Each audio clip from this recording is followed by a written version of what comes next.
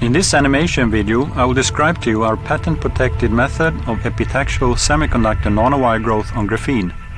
You will see how gallium arsenide nanowires grow on graphene inside the ultra-high vacuum MB machine.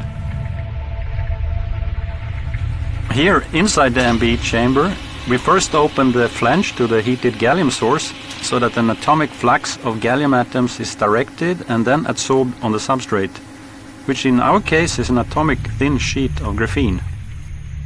Here we see how the gallium atoms adsorb on the graphene surface.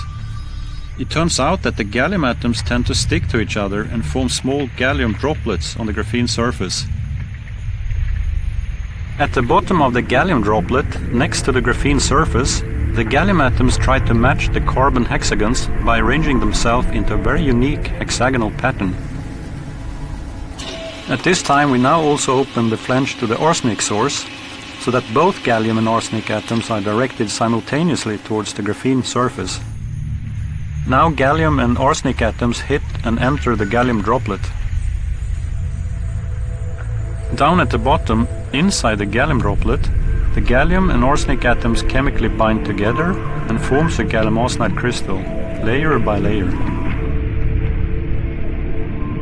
In this way, vertical gallium arsenide nanowires with a hexagonal cross-section grows up longer and longer under the gallium droplet.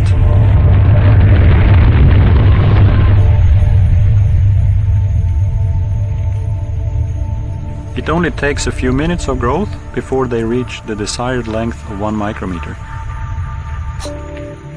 Traditionally, nanowires or thin films are grown on a very thick and expensive semiconductor substrate of about 0.5 millimeter or 500 micrometer thick, even though the nanowire, which will be the active part of the final device, is only about 1 micrometer thin.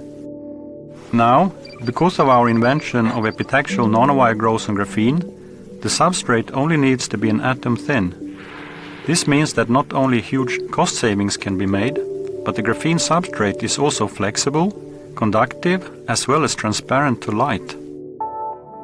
The epitaxial growth configuration of the semiconductor graphene hybrid could thus become the basis for new types of device systems and change the semiconductor industry by introducing graphene as a preferred substrate for many applications, like efficient and flexible solar cells and light-emitting diodes.